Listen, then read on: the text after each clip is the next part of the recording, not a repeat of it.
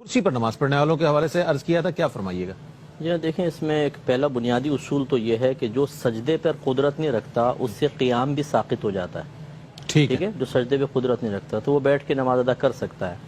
اور جو سجدے پہ قدرت رکھتا ہے لیکن اس کے لیے قیام تھوڑا سا دشوار ہے، کھڑا ہوتا ہے جلدی پاؤں تھک جاتے ہیں، تو جتنا وہ کھڑا ہو کر قیام کر سکتا ہے کرے، پھر وہ بیٹھ کر نماز اور رکوع سجود کرے گا۔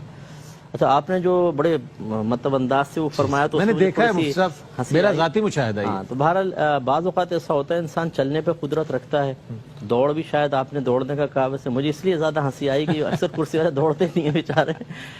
تو یہ ہو سکتا ہے کہ وہ چلنے پر قادر ہو لیکن رکوع کرتے ہوئے سجدہ کرتے ہوئے اس کو بہت زیادہ تکلیف کا سامنا ہو، ایسے ہوتے ہیں بہت سارے،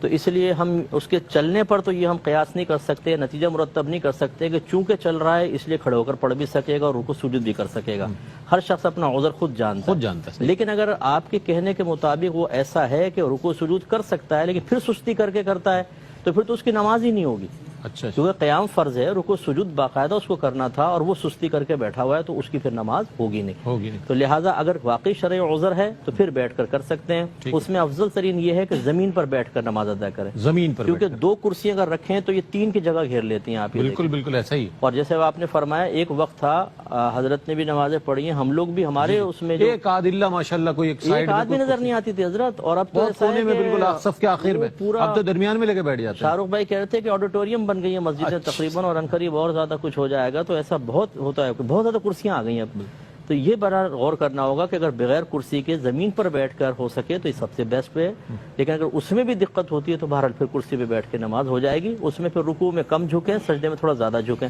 اچھا، اس میں بعض اوقات وہ تختہ سامنے رکھ لیتے ہیں، تختے پہ سجدہ کرنے کی کوشش کرتے ہیں۔ جی بالکل۔ جب انسان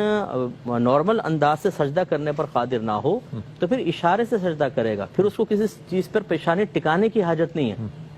بلکہ ایک عربی صحابی تھے، وہ تکیہ پہ سجدہ کرنے کی کوشش کر رہے تھے، لکڑی پر تکیے پہ سرکار نے ان کو لے کے ہٹا دیا تھا، اشارے کا حکم فرمایا، تو اشارہ کر کے پھر نماز ادا کریں۔ اچھا، پھر یہ بھی ہوتا ہے مسجد میں جب کرسی پہ نماز پڑھی جائے تو پائپ کے اوپر پاؤں رکھ لیے جاتے ہیں، زمین پر، تو زمین پر پاؤں رکھنا ضروری ہے اگرچہ وہ کرسی پر ہی پڑھ رہے ہیں، تو کیا طریقہ؟ کوئی ایسا کوئی بات نہیں ہے کہ وہ کرسی کے پائے پہ بھی رکھ سکتا ہے پاؤں اپنے، وہ کوئی مسئلہ نہیں ہے۔ جب اس سے قیام ساقط ہو گیا ہے اور وہ بیٹھ کے ہی نماز ادا کر رہا ہے تو ابھی وہ بیٹھا ہی ہوا ہے، یہ نہیں کہ پاؤں زمین پر ٹکانا کوئی یہ لوازمات نماز میں سے ہو، ایسی بات نہیں۔